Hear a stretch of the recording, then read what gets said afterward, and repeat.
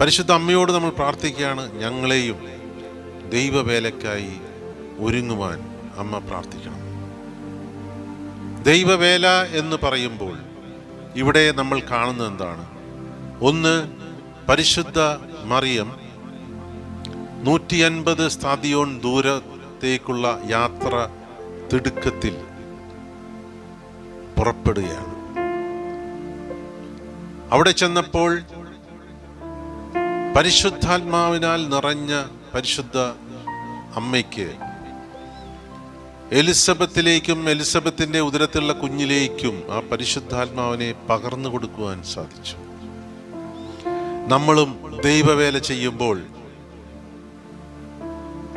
ആത്മീയമായും ഭൗതികമായും കിട്ടിയ അനുഗ്രഹങ്ങൾ പകർന്നു കൊടുക്കുന്നവരായി മാറണം. അതിൽ പിശുക്ക് കാണിക്കരുത്.